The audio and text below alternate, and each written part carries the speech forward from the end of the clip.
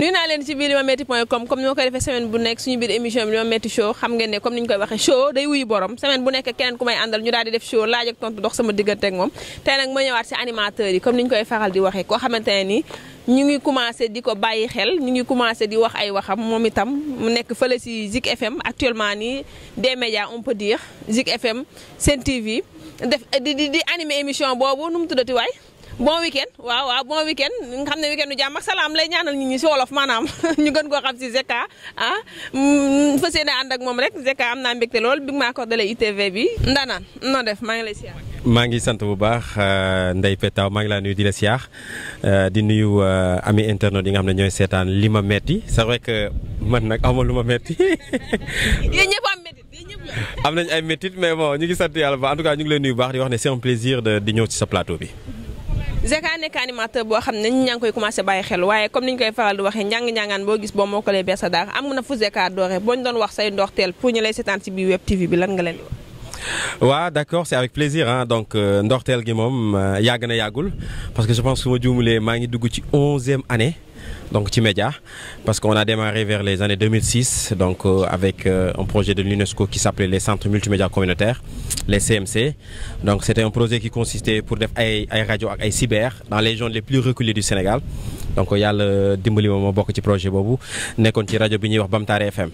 donc ci biir rajo boobu nag rajo communautaire la mais li ci amoon solo mooy tu bénéficies de formation c'est-à-dire c'est UNESCO qui paye des journalistes des techniciens des médias pour te former en journalisme reportage animation côté technique donc machallah daal donc formation yëpp nga doon def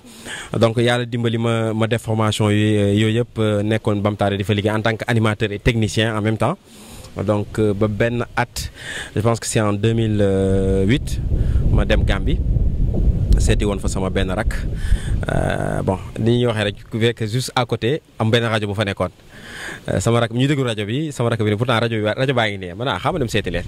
noonu laa dem seeti leen waxtaan ak ñoom fekk fa benn secrétaire mu ne ma directeur bi new fi ma ne ko non c'était juste pour vous dire bonjour comme que samay naataango ngeen bon là après ma dem mu ne ma ndax am nga numéro ma ne ko non sama sœur moo am numéro parce que dama ko seeti woon rek man dëkkuma fi ma jox ko sama numéro sœur bi alors ay vers 16h mu woo sama sœur bi ne ko ana Zeka sama sœur bi ne ko Zeka yow kañ nga fi ñëw ba joxe numéro noonu mu jël ko mu ne ma bon Lamine moo ñëw le gars il s'appelait Lamine moom moo rajo bi mu ne ma Lamine moo ñëw mu expliqué ko mu ne naa la woo comme que sore nga ñëw alors c'est comme ça que je suis parti mag Lamine ñu waxtaan ci échanger ci rajo et tout ça alors il a compris que ne am na lu tuuti lu nekkoon ci man rek mu ne est-ce que doo ñëw liggéeyal ma ne ko bon là maa ngi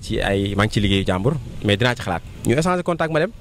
bi ma d'ailleurs sax dama ñibbisi rek ma def direct Dakar ñu woo ma formation Thiès ma dem Thiès def fa formation une semaine ou quelque chose comme ça bi ma paree Lamine woo ma ne ma daal dama bëgg nga ñëw bon bi ma waxtaan ak samay mbokk samay parents et tout ça ñu ne ma pourquoi pas va tenter alors c'est comme ça que aventure Gambie bi noonu la tàmbalee donc ma dem Gambie def fa 6 à 7 ans donc tour à tour ma ñëw nekk animateur ci rajo bi en même temps technicien monteur et tout ça donc audiovisuel audio plutôt pour moi monteur audio ingénieur de son et tout ça après ma nekk producteur ci rajo bi nekk directeur du programme ba en 2014 ma nekk directeur groupe bi parce que loolu c'était un groupe de presse bu amoon 2 radios ak ay sites donc ma nekk directeur bi yëpp bon j'étais le plus jeune directeur en ce moment donc ci dëkk boobu macha allah Lamine Manga dénk ma loolu parce que moom da doon liggéey Yaay Jammeh après dafa nekkoon directeur télévision bu Gambie amatul woon jotu rajo bi mu dénk ma rajo bi ma yor ko 2 ans après 2 ans je me suis dit que il fallait que 2 ans yooyu nag def naa fa télé aussi parce qu'on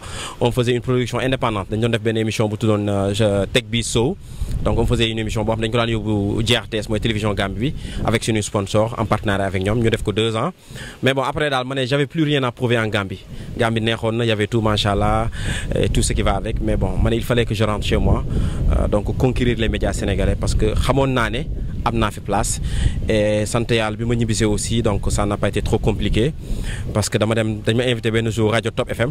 directeur bi dégg may wax rek mu ne mais kii kala ñu wax ko kii Zeka la et puis il me convoque mu jël ma noonu laa liggéey Top FM tour à tour RDV donc voilà ba tey ma ñëw Sen TV donc voilà. ñu teg suñu aventure comme ni nga waxee sa aventure ba sa Gambie nga ñëw Gambie nekk sénégalais ñu xëy jox la responsabilité yooyu yëpp nan nga ko dundee. waaw c'était un peu lourd quand même parce que c'était pas évident aussi xam nga nit dafa doy wax parce que ñoom ay Gambiens lañ man sénégalais laa déjà boo fa ñëwee xam nga dafa am benn affaire buy daw suñu diggante Gambien tout le temps macha allah c'est deux peuples yoo xamante ne ñoo bokk ndey mais am na toujours lu ciy nekk.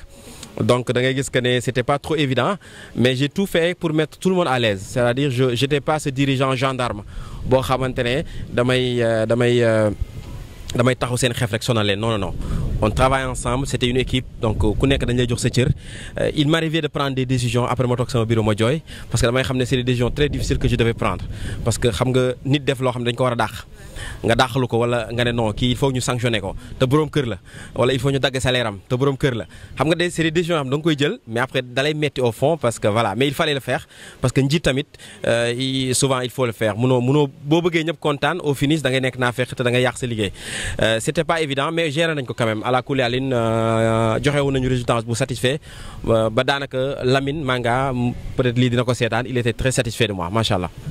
ñu wax Gambie comme ni ñu waxee Sénégal ñu wax Sénégambie nga bàyyi sa dëkk dem dëkku jàmm def fa 7 ans dem ba nekk fa directeur mais Gambie moom xam nga seen koom-koom demeewul noonu est-ce que yow xaalis bi nga dégg Sénégal moo tax nga ne xaaral ma daw Gambie dañ lay fay saako nga ñu wecceeku ko fii mu nekk tuuti. waaw mais loolu gars yi dañuy wax rek xam nga c'est-à-dire xam nga salaire moom tey équivalence la rek parce que tey li ngay fayeeku Gambie c'est vrai que seen xaalis suñu xaalis ko ëpp doole et à un moment donné aussi xaalis bi mu ngi doon wàcc di wàcc rek parce que man bi may doog a dem Gambie la gënoon neex mais xaalis bi day wàcc di wàcce mais li ma gën a tax a ñibbi si ndey nag mooy sama rêve désalonneur rêve de prouver à tout le monde li nekk ci man parce que je sais que am na lu nekk ci man am na fu ma jaar te yàlla xam na ne mon rêve ce n'est même pas le Sénégal man romb naa Sénégal waaw. Non, c'est autre chose, c'est conquérir d'autres pays parce que je m'exprime très bien en anglais ni may waxee français noonu laa waxee anglais est-ce que gënuma dégg anglais sax donc machallah donc comme je m'exprime très bien en anglais loolu sama avantage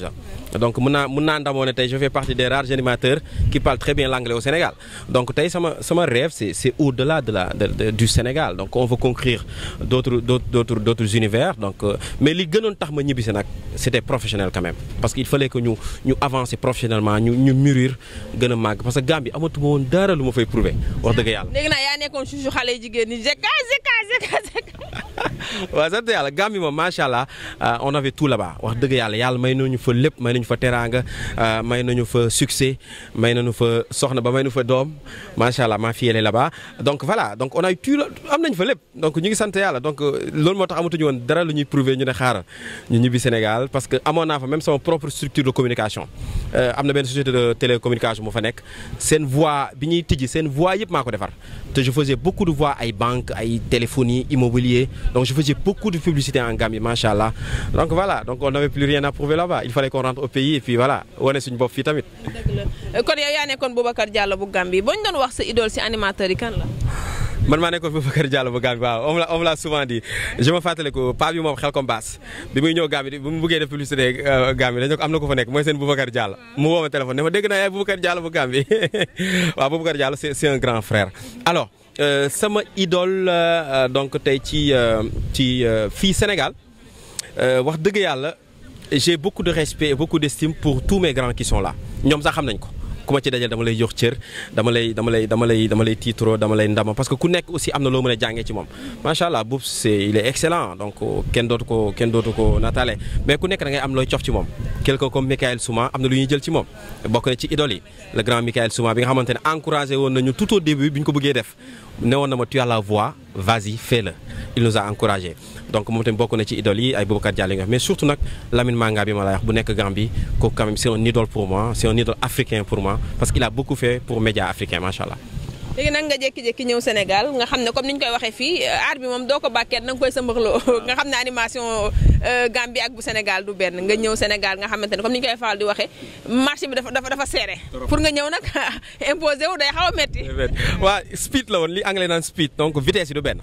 vitesse su Gambie ak vitesse Sénégal du benn li la koy wax rek mooy Gambie su ma xëyee di liggéey je fais même pas 5 minutes yegg fi may liggéey alors fii boo xëy liggéey embouteillage yeeg kërën-kërën yi speed du benn te tey li fi nekk ci talent ci média ak ñi nga xamante ne macha allah ñu ngi ci dafa bëri mais quand même ndey mooy li ma la wax sànq rek xamoon nañu am na lu nekk ci ñun man musuma ragal ñëw Sénégal wane sama bopp moo tax mooy li ma la wax Top FM ba ma fa commencé c'était vite fait Top FM dama fa ñëw intégré commencé di animer ñu joxoon ma foog naa 2 heures ou 3 heures par semaine mais une semaine 2 semaines laa ko def ñu def ma animateur principal rajo bi may animer chaque jour dama daan def matinale 6 heures du matin pare 9 heures noppalu 1 heure temps animé waa 10 heures ba midi donc loolu c'était vite fait. RDV aussi machallah bi ma fa duggee bon y avait un peu d'hésitation ci côté production et tout ça mais après au finish xam nañ li fi newoon on s'est imposé vite fait. Sen TV aussi c'est la même chose. RDV nan nga fa duggee ak kan moo la fa dugg. waaw RDV dama koy leeral parce que ñu bëri yenn saa nga dégg nit na Zeka maa fa yóbbu diw. RDV waaw maa ko linké tout ça da nga koy dégg souvent. RDV lépp rek ci Lamine Manga lay delluwaat. moom sama mag la sama xarit la sama lépp la. c'est plus qu'un patron c'est un frère. alors ba tey on a très bonne relation Lamine. RDV xam nga ñoom moom TNT donc bi ñu ñëwee Gambie pour defa seen TNT ci lañ xamante ak Lamine ci laa fa xamante ak seen technicien bi j'oublie son nom mooy responsable technique bu Excaf Télécom ci lañ xamante après Lamine présenté ne ko kii sama rakk la dafa bëgg a ñëwi Sénégal sax léegi bu ñëwee Sénégal ngeen waxtaan ngeen xool noonu la mën a liggéeyee bi ma ñëwee Sénégal ma woo grand bi j'oublie son nom fàtt naa turam wax dëgg yàlla ma woo grand bi boole ma ak Jupiter ak Sidi Diagne ma gisee ak Jupiter ak Sidi Diagne ñu waxtaan ñu boole ma ak feu DJ Mike ma koy ñaanal yàlla na ko yàlla yërëm ma toog benn suba teel ñu may woo jotuñu ma ñu woo Pape Doudou Diallo rakku DJ boobu su sama xarit la Pape Doudou ne ma waa RDV nee na ñu ngi lay woo jotuñu la dañ laa so parce que Mike xamoon na ne Pape Doudou sama xarit la noonu laa demee RDV ñu waxtaan noonu laa fa commencé encore une fois Mike maa ngi koy ñaanal il a beaucoup fait pour moi il m'a beaucoup soutenu sama xarit la woon mujj gi dañoo complice ba bi may jógee RDV dama amoon problème pour jóge fa ndax Mike donc ma jóge fa yàlla yàggul dara yàlla def li gën yàlla jël ko encore une fois ñu ngi koy ñaanal di nuyu famille bu baax a baax. doon ko animé ak Sister Katia biir RDV. Sama Choice donc je faisais Sama Choice tous les jours à partir de 18h ak Katia je faisais aussi Coin des Jeunes donc c'était tous les dimanches à 15h ak Anta une sœur aussi donc voilà et puis je faisais souvent leur seeni plateau spécial comme ay Tabaski ay Korité ak yenn concerts yi donc voilà c'est ce que je faisais là-bas. léegi mercato bi moo la yóbbu Sen TV wala. non Sen TV aussi dama toog Papis Niang woo ma Papis Niang réalisateur art du management woo ma ne ma Bougane est en train de recruter des animateurs boole naa la ak moom. tu vas là-bas à 19h ma ne ko ah bon boobu maa ngi fàttaliku sax maa ngi Top FM toog de dama animé pare génn toog noonu ci bureau bi ma ne ko d'accord bon à 19h ma dem seeti Bougane bi ñu ñëwee ñu waxtaan maag Bougane ñu waxtaan mu jox ma micro ne ma soo ma doon présenté léegi benn émission ma présenté ko mu ne ma ok on va te rappeler ma ne ko d'accord merci ma dem foog naa 2 jours après ma toog rek secrétaire am woo ma ne ma kookal la Seydou ma ne ko oui mu ne ma je t'appelle de la part de Bougane da nga fi defoon casting tu as été retenu noonu la demee donc Sen TV Papis Niang moo ne ma naa dem ci Bougane moo ma jëlal boppam. ngay dégg artistes yu bëri dañuy kaas loolu. kii ñii duñ ma teg ñii duñ ma nangam invité wala benn artiste boo xamante ne sax parce que moom dafa ne télé léegi daal link la ku nekk da ngay am sa télé bopp. léegi nag boo amulee télé da ngay dem toog ne comme day petta jàpp sa ñaam. c'est devenu une chanson maintenant léegi woy la léegi c'est devenu chanson da ngay woykat yi si boppam ñoo la koy wax da ngay ñëw ñun la ah copain foog nga jàpp ci parce que fu mu nekk nii nekkatul li Alima naa nekkatul talent clan la léegi clan la léegi ku nekk ak sa clan ku nekk ak sa animateur mais man pour man loolu du loolu mooy kii bi xam nga lan mooy kii bi qu'il travaille c'est gis nga lu baax mooy jaay boppam. je donne un exemple Jaaman woyam bi mu génnee ci màggal gi nii Bamba la paix c'est-à-dire c'est une chanson boo xamante ne def na buzz boppam jaay na boppam ba macha allah ñu ngi wax que ne ça fait partie des meilleures chansons ci màggal bi bu jiituwul ñi ko jiitu bëriwul donc il faut dire que ne voilà loolu moo am solo tu fais un travail de qualité et ça passe automatiquement ndey gis nga musique bu baaxee set mooy jaay boppam c'est vrai que souvent on fait la promotion de la médiocrité je l'assume parce que je suis un animateur damay du ma génn ci animateurs yi koy def damay bokk ci ñoom parce que ñun ñëpp ay animateurs la ñun animateurs yi souvent on fait la promotion de la médiocrité souvent aussi yenn maison de presse ñoo la koy imposer day am donc voilà mais nag gis nga lu baax allah kulli alin mooy jaay boppam. xale yi léegi comme ni ñu koy faral animation bi ni mu seexee nga gis xale yi léegi ñoom ñëpp bëgg a ñëw nekk ay animateur dañuy gis benn Zeka mu toog si télé bi coofe wala ñu gis benn Alima Ndione sama xarit boobu la séeréer bu nice bu ñaaw séeréer bu ñaaw léegi bu ko defee ñoom ñëpp ñu bëgg a roy seen ay tànk aussi te xamuñu ne yéen tëbu leen tëb rek nit ñi gis leen am na fu ngeen jaar étape par étape Ndar xëyul xëy nekk dëkk dañ ko liggéey 350 ans. barki Cheikh loolooy dëkk xam nga nag ndeysaan mooy li may wax tout le temps dañuy xëy gis nit rek mais duñu xam fu mu jaar tey ñu bëri bu ñu ma gisee Sen TV wala bu ñu ma gisee RDV dañu naan mais kii fu mu jógee fekk am na fu ma jaar waaw j'ai trop galéré ci rajo bi may nekk ci rajo communautaire xam nga dafa metti on a beaucoup galéré là-bas donc dañu galéré mais li anglais naan sacrifice always pays tey moo ñuy tab xëy na ñu ngi sant yàlla da ngay sacrifier wu fii daal di koy fayee ko fee donc ñoom nag tey métier la comme métier yëpp c'est très beau nga gis benn métier et tu as envie de le faire parce que aussi ñu ngi gis loo xamante ne voilà ñu ngi ko ci gis tey ñu ngi gis animateur yaa ngi tukki xam nga c'est-à-dire métier de rêve la da ngay rêver ne man tam kañ laa tukki ci plateau yi man tey damay seetaan yeneen télé di gis yenn plateau yi ça me fait rêver man je rêve toujours je regarde les grandes scènes je vois les plateaux mu naan waaw. parce que bi nga demee Genève ñu waaw Zeka moom barki dem na ñëw seen TV dem Genève lu tax bëggaan di ko yóbbu muy dem Genève mais ñu bëri nag mais nañ la fi xaw man a yëgoon nga ko fi sori ci yëg nga si dara. donc xam nga Genève bi ala kulli alin il fallait que ma dem. déggoon nga ko. waaw dégg yooyu yëpp dégg nañ ko moo tax ma ne la Bercy moo tax ñu toog ne jàpp suñu jàmm parce que bu ñu demaatoon Bercy du baax. li la doon wax la gën a merci réew mi lan lay doon. indiscipline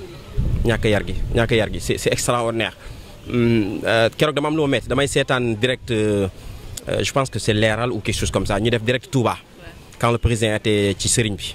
ma gis sénégalais di saaga ci commentaire yi et je me demandais ci ban Sénégal laa nekk. Quand tu regardes Seigne Mountakha Mbacké et tu te permets d'écrire commentaires d'insultes,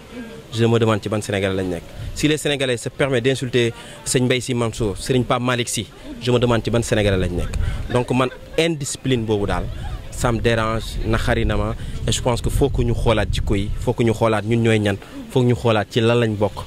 waaw il faut vraiment qu'on change jikko yi ci indiscipline bi. JK bu ñu doon wax lan mooy ay projet am lan la ñuy wax. mais projet yi c'est d'avancer ah jël li ñu moom donc talent bi nekk ci ñun ñu exploser ko nekk tey le numéro 1 des télé sénégalais door a génn Sénégal loolu mooy suñu projet. non ma nekk l'animateur numéro 1. kan ngay tàggatoo. ah merci beaucoup merci beaucoup Ndeye ci invitation bi ak interview bi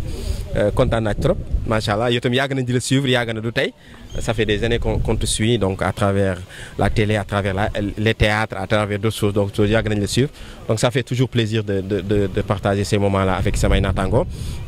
et puis voilà di ñaanal ñëpp jàmm ak salaam ñu ngi jubal gàmmu yàlla nañu yàlla def ñun ñëpp ñu dem gàmmu ci jàmm ñëwaat ci jàmm dem liggéeyal xadara bi incha allah yàlla nañu ko yàlla defal parce que or mi tamit sama mbubu animateur bi dama am mbubu taalibe donc maa ngi liggéeyal xadara bi à travers la cellule de communication du gàmmu Tivaouane donc ñu ngi ciy liggéeyal xadara bi tout le temps donc instant yi ñu ngi ciy liggéey gàmmu bi donc di ñaanal suñu sëriñ sëriñ Abdou Hamid Sy Al Amin donc di leen ñaanal ñoom ñëpp ak kilifa yi nekk Tivaouane yëpp di leen ñaanal sinon di gërëm suñu waajur wu jigéen rek di ko ñaanal mu yàgg fi lool waajuru góor bi tamit ñu ñaanal ko arjanay firdawsi donc macha allah donc di nuyu Sénégal yëpp di wax surtout merci beaucoup à tous les Sénégalais parce que chaque jour ñu ngi ñuy gën a wan seen cofeel ci ñun di créer ay page Facebook di créer ay groupe WhatsApp ay Zeka Family donc ñooñu amuñu seen fay ndey keroog bi ma demee Touba sama yaram da doon daw da ngay génn nit ñi da ngay gis ku daw kottu la bëgg a photo ak yow jumaa ji mujj gi maak Fallou Dieng dañoo dem ba voilà donc mais yooyu yëpp sant yàlla la on remercie pour cet homme parce que mënoon nañ ñu gis ci télé bi aussi jéppi ñu mais ñu ngi sant yàlla ba peut-être defuñu yooyu yëpp donc voilà ñu ngi nuyu ñëpp di remercier Sénégal yëpp ci love bi ci soutien bi di remercier tout le groupe des médias parce que aussi tey ñoom ñooy sama famille ñooy samay partenaires ñoom ñooy liggéeyal chaque jour donc di leen remercier chaque jour surtout sama jigéenu bon week-end yi samay jigéen lañ donc macha allah ñoom ñëpp samay sœur lañ di leen remercier donc voilà di leen remercier et puis di wax waa li ma metti ñun ñu ngi sant yàlla bis bu ñu amee li ñu metti dinañ ñu wax ko. ay te dégg ngeen ko noonu comme ni ñu koy faral di waxee ak limametti.com la ñu wax Limametti show ngeen cliquer cloche bi bu ko defee notification bu ñëw rek ngeen war ko mën a seetaan ñuy ànd ak yéen di leen bégal saa su nekk xam ngeen ay innovation yu bees tax mu ngi si biir limametti.com mu ngi si biir Limametti show itam di jaajëfal ñëpp di jaajëfal suñu partenaires yi comme ni ñu koy faral di defee waa place du souvenir Adja si madame Ba sama magi bopp maa ngi lay bégee bu baax a baax di la ziar di jaajëfal dax maa ko sama naax bi nga xamante ne caméraman de tous les temps kon ilaa Tivaouane la ñu wax ñu waajal Tivaouane gi rek fa seene dem liggéey ji invité naa leen ci foofu ci tal bi waaw ci waa cellule bi fi ñu nekk ngeen ñëw gis Zeka Talibé foofu nag tudduma Zeka de Seydou Nourou laa fa tudd Seydou Nourou Tall ayca kon jaajëf ba semaine bi ñëw keneen ku ñu àndal ci biir Limametti show jaa ngeen jëf Darmanko